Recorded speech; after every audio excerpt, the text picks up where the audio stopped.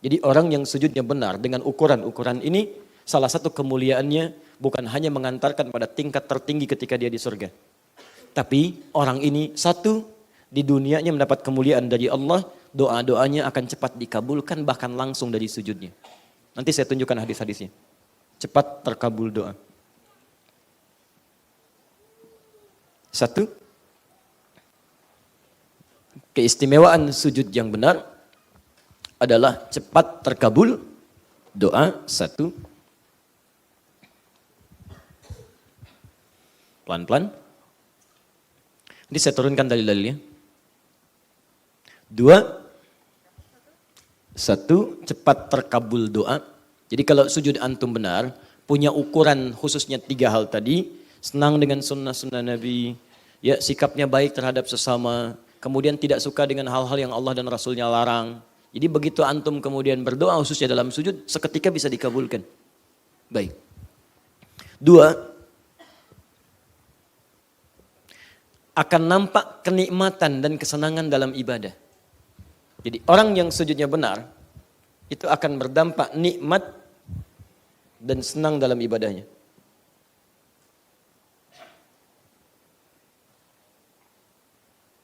Bapak Ibu kalau makan nikmat bertambah tidak? Kalau makannya nikmat nambah tidak? Nambah. Misal antum pergi ke pesta misalnya kan, terus ada prasmanan nikmat, nambah tidak? Pengennya begitu ya, tapi aturan tidak bisa, akhirnya nitip dong gitu ya. Baik. Tapi umumnya nambah. Demikian orang yang sudah nikmat makanan rohiyahnya. Ibadah itu makanan roh. Belajar itu makanan akal. Makanan-makanan fisikal itu nasi dan sebagainya, makanan fisik. Tubuh kita perlu makan, akal kita perlu makan, roh kita perlu makan. Nah orang kalau sudah nikmat dengan roh makanan ibadahnya, maka ketika menikmatinya semakin bertambah ibadahnya. Semakin senang menikmatinya. Maka Masya Allah kalau sudah senang jangankan fardunya, sunnahnya pun akan buru. Sunnahnya akan diburu. Bahkan dulu di masa-masa ahli kitab, saat masih mengikuti ajaran yang benar sesuai petunjuk dari nabi-nabi sebelumnya, itu dilukiskan oleh Al-Quran, ada golongan ahli kitab yang saking benar sujudnya menikmati ibadah sampai dia bangun malam. Malam dikejar, yang penting bagaimana caranya bisa sujud di malam hari. Quran surah ketiga Ali Imran ayat 113 sampai 114, paling kiri sebelah bawah. Laisu sawa'a bin ahlil kitabi ummatun qa'imatun yatsduna ana al-laili. Lihat ujung kalimatnya, wahum yasjudun. Ada perbedaan. Semua ahli kitab tidak buruk semua, ada yang baik-baik. Bahkan di antara mereka, lihat kalimatnya, ada yang sengaja berburu waktu-waktu malam untuk membacakan ayat-ayat Allah dan memperbanyak sujud kepada Allah Subhanahu wa taala. Wa hum yasjudun. Saking nikmatnya mereka sujud sampai jangankan yang fardu, yang sunnah diburu malam. Makanya kalau antum ingin melihat orang-orang soleh, itu malam waktu terbaik. Orang yang benar-benar soleh dalam pandangan Allah, dia tidak akan menyanyikan waktu-waktu malamnya. Ya, jadi kalau antum ingin mengukur sedekat apa antum dengan Allah, lihat aktivitas malam antum. Kalau malam antum ada investasi waktu yang baik untuk mendekat kepada Allah, maka ini menunjukkan bahwa tingkat kedekatan antum dengan Allah Subhanahu wa taala sedang dinaikkan, Pak, Bu. Kalau ibu ingin mengukur sesoleh apa suami ibu, salah satunya kalau ingin lihat kedekatannya dengan Allah, bantu, Bu, jangan dituntut. Berarti suami saya belum soleh ya? Bukan. Anda bantu, dorong, doakan, ajak. Pak, malam bangun yuk. Enggak mah, malam ada bola. Masya Allah. Nih pembalasan, kan semalam kalah tuh Madrid sama Tottenham Hotspur 3-1 lagi. Oh misal gitu kan, sampai hafal tuh. Sekarang nggak bisa.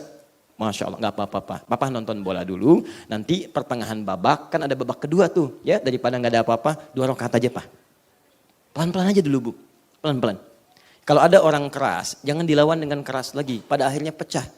Ya, Pak tahajud yuk, nggak bisa bola. Apa Papa nggak pengen bola? Nggak nyambung tuh. Apa tidak bisa di imam yang baik? Masya Allah, gak akan beres rumah tangga. Ya, pelan-pelan, Pak, gak apa-apa. Ya, insya Allah besok-besok lagi ya. Sekarang mama aja yang doakan. Tahajud, sholat. Begitu selesai datang, kasih minuman. Alhamdulillah Pak, ya. Tadi sudah sholat, mama doakan supaya papa sehat dan sebagainya. Hari kedua doakan lagi. Malam ketiga bisa jadi imam dia Bu. Jadi imam. Kalau belum biasa malah ngajak. Mah tahajud yuk. Ya Pak, Masya Allah. Ya udah Mama imam. Oh Masya Allah.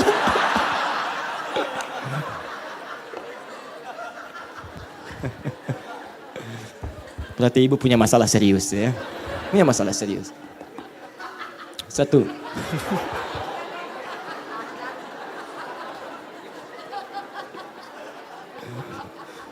Antum belum sarapan ya. Agak lambat antum senyumnya. Aduh. Nih Bu, Pak. Ya. Makanya antum catat, antum lihat. Gampang kalau ingin jadi orang soleh. Malam maksimalkan. Ini kalau nikmat sujudnya, ini ibadah akan diburu. Ya. Bahkan Nabi pernah mengatakan, ni'mal abdu Abdullah. Hamba yang paling baik itu Abdullah. Sepanjang dia bisa bangun malam. Ini. Jadi disebut oleh Nabi, ni'mal abdu dengan kenikmatan. Hamba itu akan mendapatkan kenikmatan. Kalau bisa terbiasa bangun malam. Antum kenal Utsman bin Affan?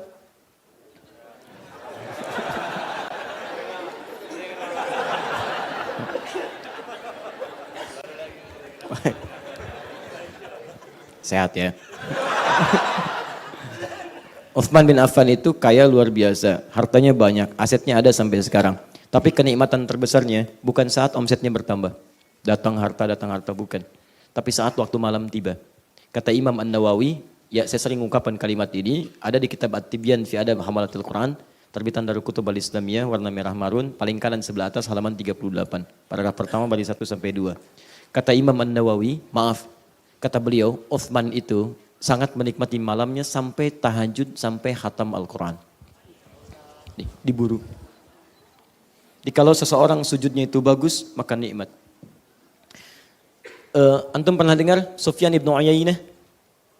Masya Allah. Ada kisah menyebutkan dan beberapa sahabat tabi'in yang lain juga luar biasa. Itu pernah sholat sunnah di depan Ka'bah. Saat rakaat pertama sujud dia, temannya melihat. Begitu tawaf, ini Ka'bah, tawaf temannya, berbalik, tawaf pertama, ini masih sujud yang pertama, belum bangun. Tawaf yang kedua, masih sujud belum bangun. Saking nikmatnya sujud, sampai tawaf yang ketujuh yang terakhir masih belum bangun dalam sujudnya. Saking nikmatnya. Ya coba cek, kalau antum sudah menikmati sujud yang seperti itu, maka ada suasana yang akan berbeda dalam kehidupan kita. Demi Allah saya katakan, kenikmatan di hati, ketenangan di jiwa, kedamaian di rumah tangga, ya dan kenikmatan dalam seluruh aktivitas kita. Ini sujud. Jadi maksud saya, kalau antum bekerja belum tenang, di rumah belum tenang, dengan Allah belum dekat, coba lihat, mungkin ini belum sempurna, walaupun setiap hari antum sering sujud. Ini masalahnya mungkin. Ya. Dan nanti solusi itu bisa hadir ketika antum memohon kepada Allah. Di puncak tertingginya. Nanti saya berikan rahasianya saat kita praktek. 3.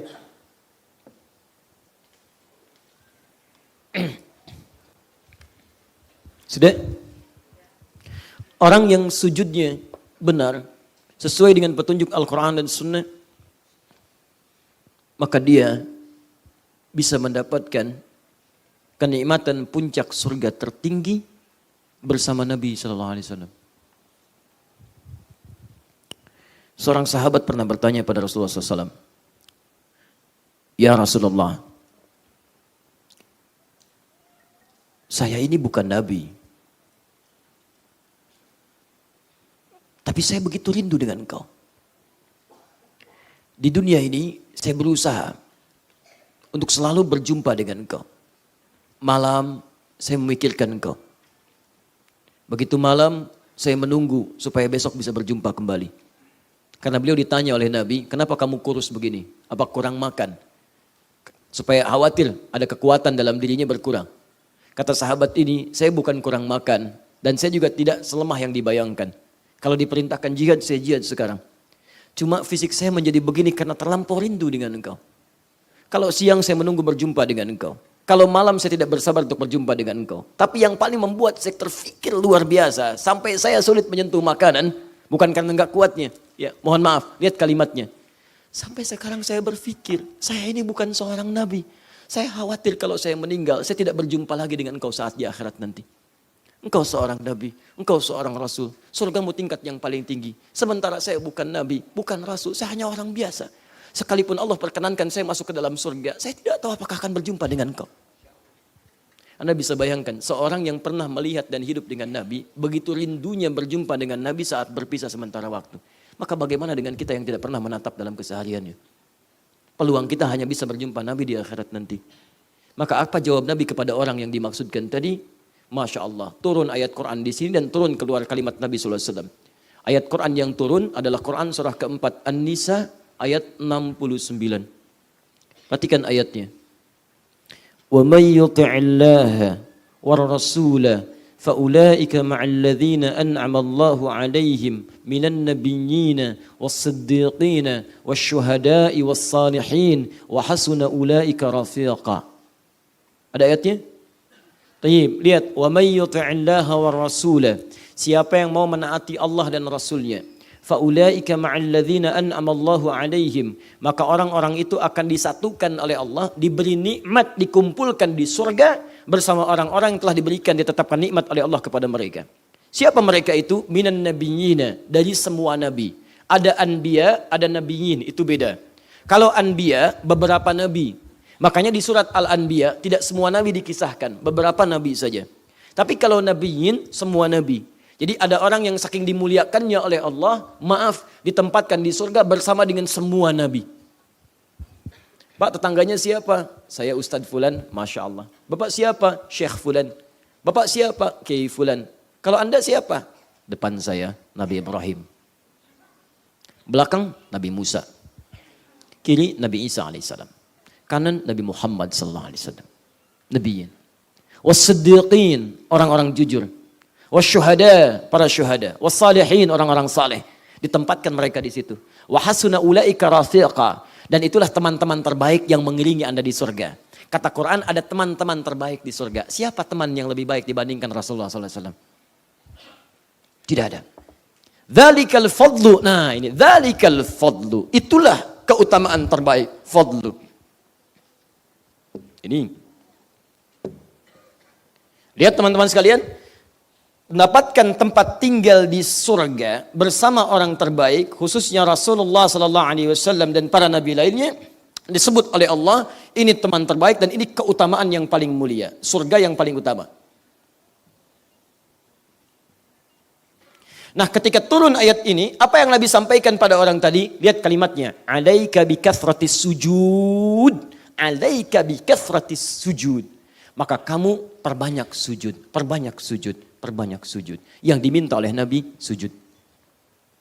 Di orang-orang yang banyak sujudnya, orang-orang yang benar dalam sujudnya, nikmat sujudnya bukan cuma dunia yang Allah berikan kepadanya, tapi akhirat diberikan tempat yang terbaik. Karena itulah ketika sujudnya benar dikembalikan ke Al-Fatah ayat 29, lihat kalimatnya. Lihat, tarahum rukka'an sujjada yabtaghuna fadlan minallahi wa ridwana. Fadla. Disebutkan di ayat ini, orang sujud dia minta fadlun. Di antara makna fadlun, keutamaan yang Allah berikan saat di surga. Makanya ketika orang sujud, motivasinya macam-macam. Ada orang minta dunia, tapi orang-orang terhebat dia meminta akhirat kepada Allah Subhanahu Wa Taala. Saya ingin bersama Nabi ya Allah. Ya Allah, saya tidak pernah menatapnya ya Allah. Ya Allah, saya rindu kepada ya Allah. Ya Allah, saya ingin berjumpa dengannya ya Allah. Ya Allah, mohon berikan kesempatan ya Rab, ya Rab, ya Rab. Jangan sampai akhir kehidupan saya di surga nanti tidak berjumpa dengan Rasulullah SAW. Sujud dia minta. Ini poinnya. Jika antum ingin merasa berjumpa dengan Rasulullah SAW, maka perbanyak sujud. Minta.